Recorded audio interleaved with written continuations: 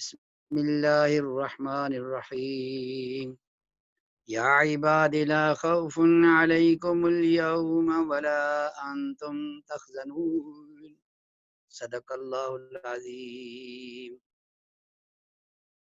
ٹھہرا کفارہ گناہوں کا جو ذکر اولیاء، اور از قسم عبادت ہو جو ذکر انبیاء، پھر وہ ذکر سرور عالم کا کیسا مرتبہ، وہ کہ جن کا ذکر ہے گویا کہ ذکر کبریا۔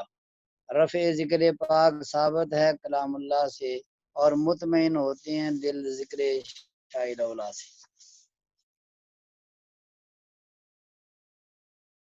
اللہ تبارک و تعالیٰ کی حمد و ثنا اور محمد صلی اللہ علیہ وآلہ وسلم کی بارگاہ عالیہ میں حدیث صلاۃ والسلام کے بعد، سامعین، حاضرین، برادران اسلام، میں نے قرآن مجید، فرقان حمید، سورہ زخرف کی ایک آیت کریمہ تلاوت کرنے کا اشارہ حاصل کیا ہے، جس میں اللہ تعالیٰ اپنے ان بندوں کو فرماتے ہیں کہ اے میرے بندو، تم پر نہ کوئی خوف ہے اور نہ تم غمگین ہوگے۔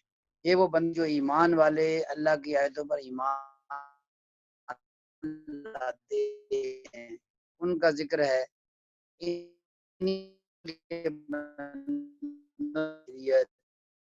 عظیم روحانی پیشوا حضرت محمد علیہ، جو محبت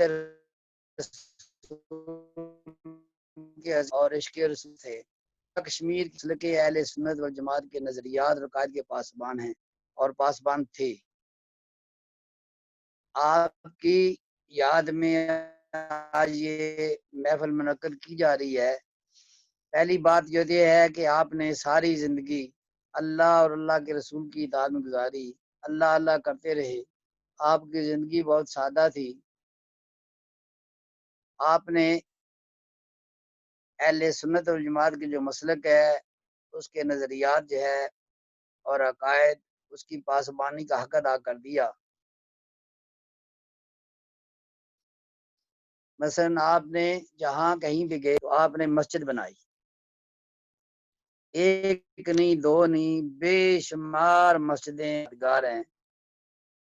بمبئی جا کر دیکھیں تو وہاں جلگاؤں ہے، بساول شہر ہے، وہاں ایک پنجابی مسجد ہے۔ پنجاب میں دیکھیں ضلع سرگودا بلوال کے پاس چکرن پنج نوبی میں کچی سی مسجد تھی، وہ بھی آپ نے تعمیر کروائی۔ اسی طرح کھاریاں میں کئی ایک مسجد تعمیر کروائی، اور کشمیر کے اندر بھی کئی ایک مسجدیں آپ کی یادگار ہیں۔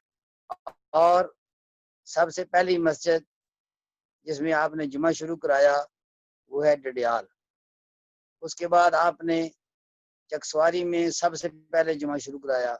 میرپور کی جو آپ کی آخری یادگار ہے وہ مسجد نور ہے۔ آپ نے لدر شریف میں مدرسہ تدریس القرآن جو ہے وہ اس کا آغاز کیا، جس میں آپ نے تعلیم شروع کی، بے شمار لوگوں نے وہاں سے فیض پایا۔ آپ کی ولادت جو ہے 19ویں صدی کے آخر میں تخمیناً 1884 سے 1888 درمیان ہوئی۔ آپ الحاج میاں علم دین رحمت اللہ علیہ امام ٹھیکریاں ان کے گھر پیدا ہوئے، لیکن شومی قسمت کہ آپ کی عمر ابھی 40 دن تھی کہ آپ کے والد ماجد کی رحلت ہوگی۔ اس کے بعد آپ نے علم دین شروع کیا، علم دین کی تعلیم شروع کی، بے شمار جگہ پر گئے، جہاں کہیں پتہ چلتا تھا کہ وہاں کئی اچھے عالم ہیں، ان کے پاس آپ جاتے تھے۔ آخر آپ نے لکھنؤ، مراد آباد اور اسی طرح مکھاڈ اور مدرسہ نعمانیہ، وہاں آپ نے تعلیم حاصل کی۔ اس طرح آپ بے شمار اولیاء اللہ کے درگاہوں میں گئے، تونسا شریف گئے، گولڑا شریف گئے، اسی طرح علی پور شریف تو آپ جاتے تھے تو کئی ماہ وہاں قیام کرتے تھے۔ آپ دربار عالیہ نقشبندیہ لدر شریف اور میرپور کے بانی ہیں۔ آپ خود بیان کرتے ہیں کہ میرا شریف وہاں جو مکھاڈے کا مدرسہ تھا وہاں تشریف لے گئے، اور وہاں کے جو گدی نشین تھے اس وقت کے